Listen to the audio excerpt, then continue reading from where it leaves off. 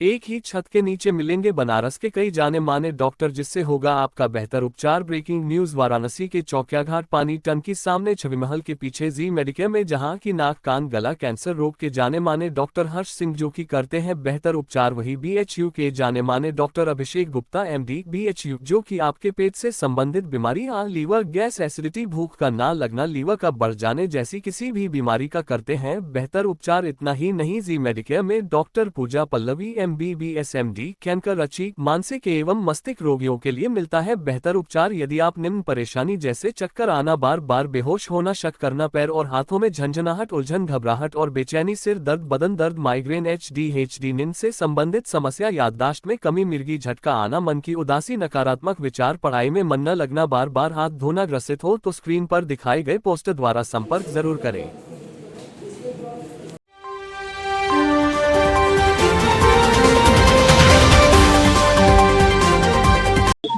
बनारस के अंदर कल एक घटना घटी है। दशाश्वमेध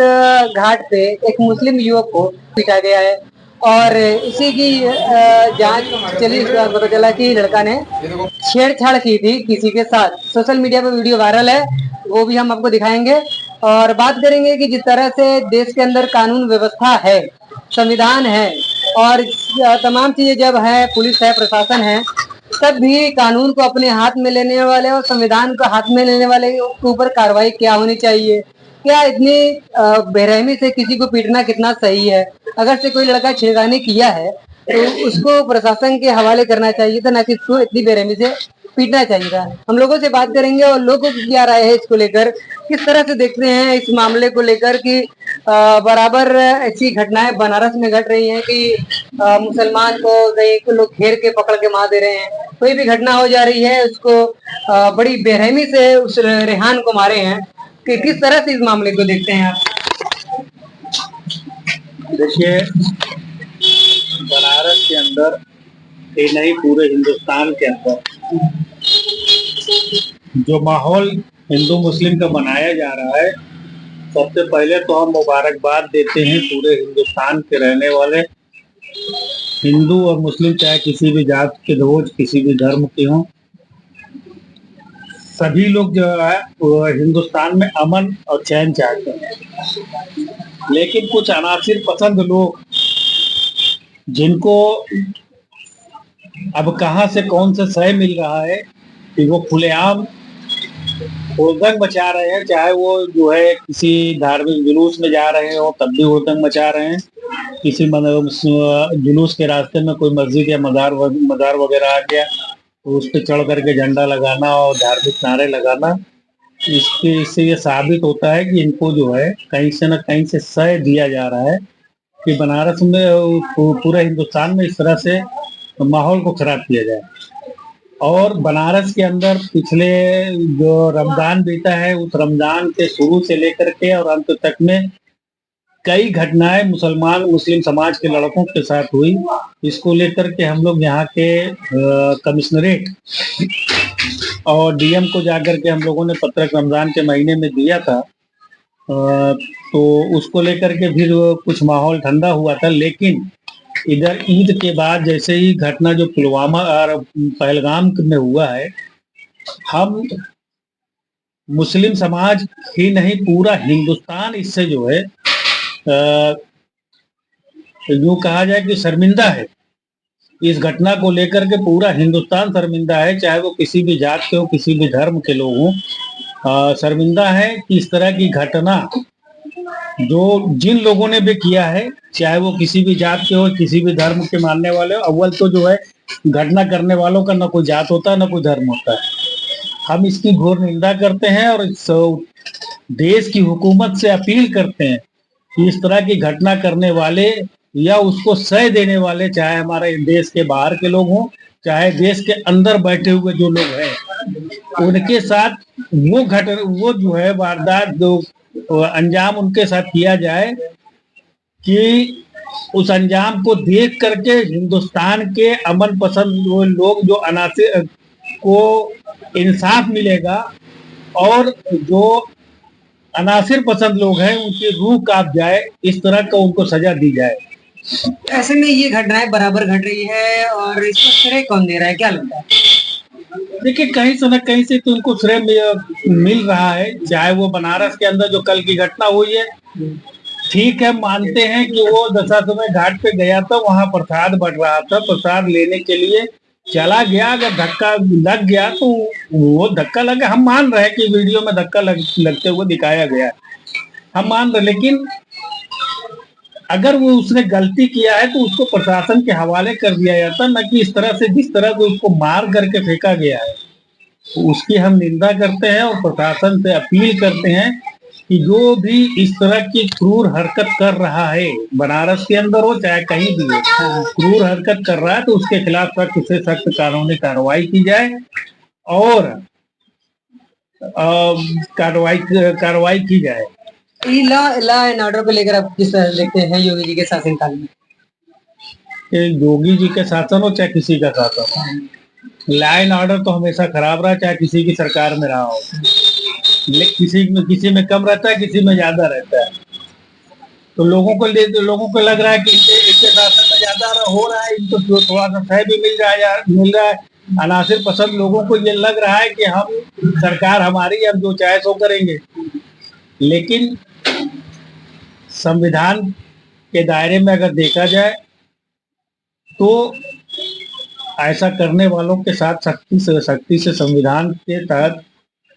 इसके संविधान की वजह से जो कानून बन रहा है उनके साथ सख्ती से पेश आया जा रहा है, लेकिन प्रशासन और शासन दोनों की थोड़ी सी लापरवाही की वजह से इन लोगों का मन बढ़ा हुआ है। प्रशासन और शासन दोनों अगर सख्त हो जाए तो ऐसे अनासिर पसंद जो लोग सर उठा रहे हैं वो सर उठाना बंद सके। ठीक है, मुश्किल का बात करके और लोग भी हैं यहाँ पर, उनसे बात कर लेंगे। अब बराबर ऐसी घटनाएं घट रही हैं कि नाम पूछकर मार दिया जा रहा है, ये तो सरासर गलत है, क्योंकि चाहे हिंदू हो, चाहे मुसलमान हो, चाहे सिख हो, चाहे ईसाई हो, सबका भारत देश है। और भारत में जिस तरह से वो कश्मीर में घटना हुई उसका हम निंदा करते हैं, और जो ये बनारस के अंदर जो घटना हुई इस तरीके का, इसका भी निंदा करते हैं। तो हम तो पूरे बनारस का पूरे देशवासी जब इस निंदा का घटना कर रहे हैं और मजम्मत कर रहे हैं, तो और प्रधानमंत्री से आज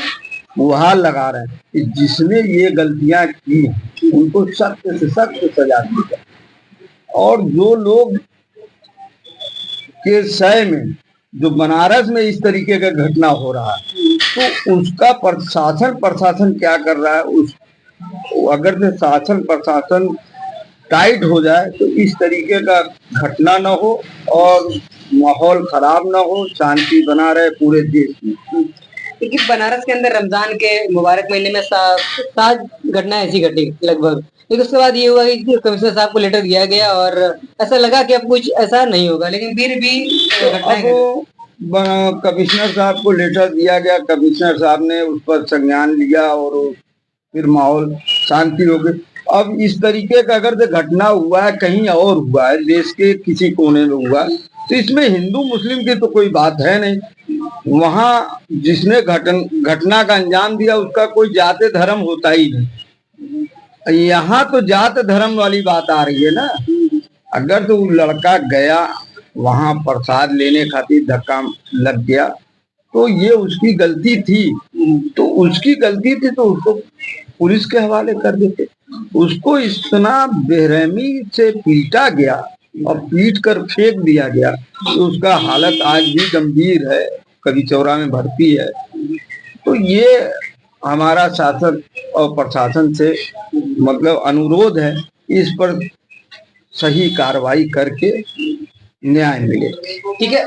इस तरह से बराबर न्याय की बात हो रही है और अन्याय जो है हो रहा है बराबर। क्या कहेंगे कि बराबर ऐसा अन्याय हो रहा है, घेर कर मार दिया जा रहा है, पूरे देश के अंदर ये हालत है? देखिए, हम जो है आपके चैनल के माध्यम से हिंदुस्तान के प्रधानमंत्री, भारत के प्रधानमंत्री माननीय योगी श्री अंबानी नरेंद्र मोदी जी और केंद्रीय गृह मंत्री अमित शाह जी से अपील करते हैं कि जो इस तरह की घटनाएं पुलवामा पहलगाम के बाद जो घटनाएं हो रही है, चाहे वो आगरा में हुआ हो चाहे और भी जगह हुआ हो, उस पे कड़ी नजर रखे और इस तरह की हरकत करने वालों के साथ सख्ती के साथ पेश आए। और पहलगाम में जो घटना हुई है उस घटना में पाकिस्तान का जैसा कि हाथ बताया जा रहा है, तो हम भारत के प्रधानमंत्री से और गृह मंत्री से अपील करते हैं कि उनका पानी बंद कर देने से, उनका यूट्यूब चैनल बंद कर देने से समस्या का समाधान नहीं होगा। हमारे जो है देश में जो रक्षा के लिए जो हथियार बना करके रखे गए हैं वो किस दिन काम आएंगे। इस तरह की नापाक हरकत पाकिस्तान कई बार कर चुका है हिंदुस्तान के ऊपर, तो आज वक्त आ चुका है हम पूरा मुस्लिम समाज, पूरे देश का मुस्लिम समाज और अमन पसंद सब पूरे हिंदुस्तान के अमन पसंद लोग आपसे अपील करते हैं प्रधानमंत्री से और गृह मंत्री से कि पाकिस्तान के इस नापाक कोशिश को जवाब दें। पानी बंद कर देने से और उनका यूट्यूब चैनल बंद कर देने से, सोशल मीडिया का चैनल बंद कर देने से इससे समाधान नहीं होगा। उनको मुंह तोड़ जवाब दें। जहां जरूरत पड़ेगी, हम देश के मुसलमान कल भी जो है अपने वतन के लिए खून दिए हैं, आज भी देने के लिए तैयार है। जब भी जरूरत पड़ेगी हिंदुस्तान का एक एक मुसलमान अपने वतन के लिए जान देने के लिए तैयार है, इसलिए कि हमारे आका ने प्रॉफिट मोहम्मद सल्लल्लाहु अलैहि वसल्लम का फरमान है कि जिस वतन में रहो, जिस मुल्क में रहो, जिस इलाके में रहो, उससे उतना ही मोहब्बत करो जितना अपनी औलादों से करते हो, उतना ही अपने वतन से मोहब्बत करो। तो हम उस नबी के मानने वाले लोग हैं, उनके फरमान को मानने वाले लोग हैं। जहां जरूरत पड़ेगी हमें अपने देश को बचाने के लिए, तो ऐसे नापाक देश को मुंहतोड़ जवाब देने के लिए हम लोग तैयार हैं। बस आवाज और देश की हुकूमत आवाज दे, हम लोग आगे बढ़ करके लड़ने के लिए तैयार हैं। ठीक है, बहुत अच्छा लगा बात करके। मिलते हैं अगली अपडेट में। चैनल पर नया है तो लाइक करें, सब्सक्राइब करें और दोस्तों में शेयर जरूर करें, कमेंट करके अपनी प्रतिक्रिया